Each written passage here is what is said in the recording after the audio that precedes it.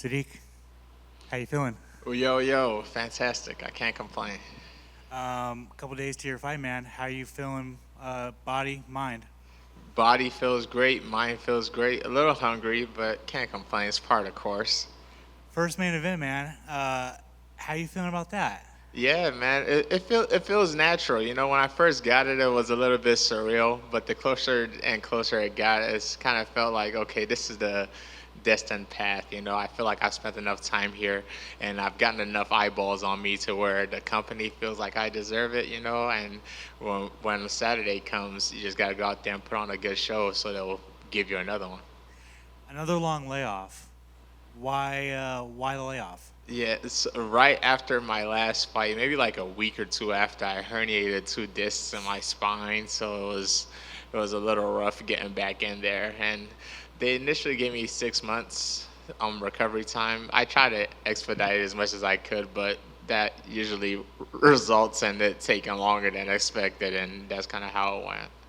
How frustrating is that? I know that last year you got some fights in, and you were looking to be more active this year, Yeah. and again another layoff. It's exactly like you said. To be honest, it's one of those things where it was easier to deal with this time because you start getting used to it. You know, I hate to say it, but like you said, last year a big goal was just to stay more active. It's always the goal. You know, knock on wood, I can actually keep through with it this time, but it is what it is.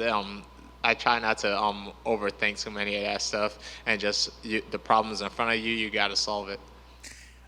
They throw you Edson Barboza, a UFC legend. What were your thoughts when they throw you that name? Man, it's really dope. They initially gave me that name during the pandemic to fight in Abu Dhabi, but I couldn't make it because of passport problems. So I thought it was an opportunity that I've already missed. So when they brought it back around, man, it was a yes instantly. You know, it's like you said, Edson's a legend. That's a name that I would love to have under my resume.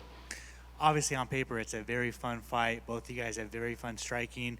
I asked him, like, do you see the fight, like staying on the feet, or with it being a mixed martial arts fight, do you see it kind of going everywhere?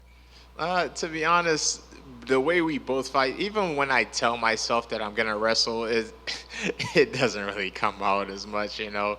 But yeah, like you said, you see both of our styles, man. It's just gonna be a very exciting fight. That's kind of why they put it together. We're gonna meet in the middle and throw.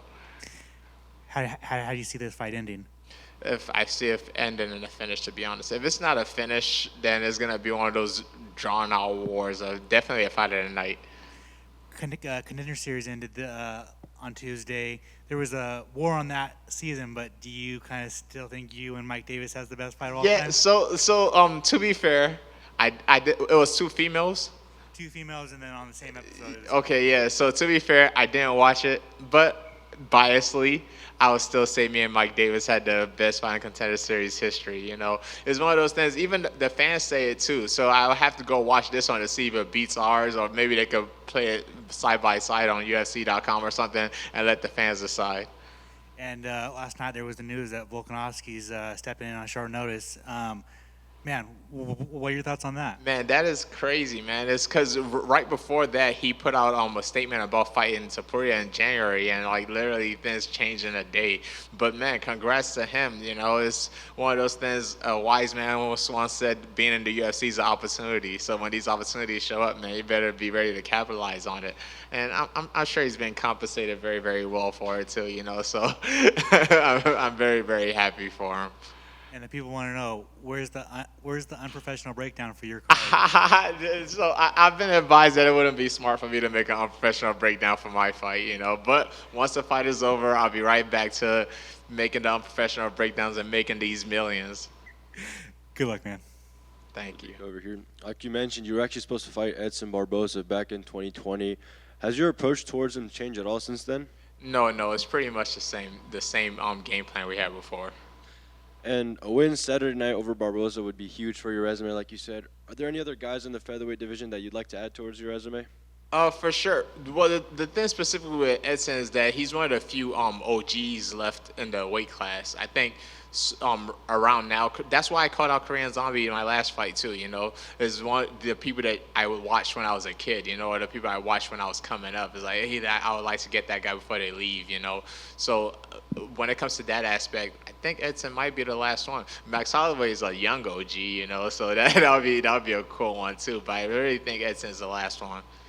And I know the guy I'm about to mention is not really an OG, but an Arnold Allen rematch, is that something you'd like to get Oh back? yeah, 100%, man. You know that fight, I was 2 strikes away from getting that win. You know, so I had 2 silly mistakes. So that's definitely one I would love to get back.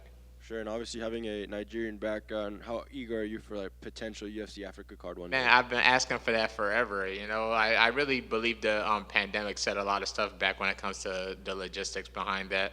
I'm sure the people behind the scenes will know more about that than I do.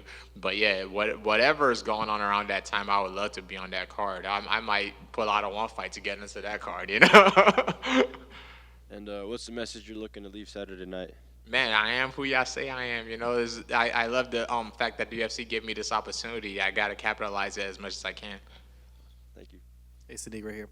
Last night, Season 7 wrapped up with Contender Series. You came from there as an alum. For you, when you take a look at what it's done so far for the UFC and yourself, what are your thoughts on just reflecting on those journeys and what opportunities that brings? Man, it's really dope, especially a lot of us that were like those early seasons before they actually got like the footing going. So it's really cool. And like I said before, the fight I had with Mike was kind of like the perfect job interview to get into the UFC, you know, because I feel like that was a good way to introduce myself. The people, if you don't know, you better go watch that fight on YouTube or something. So the way we both performed, I mean, he got into UFC too. So people kind of already had a good blueprint for the kind of fighter I am, the kind of guy I am, and I kept on showing that consistently, and now we're here, main event. It's an awesome journey. Kind of jumping off of what Alex mentioned about the breakdown. A lot of fighters take a look at other fighters and what's going on in the fight world.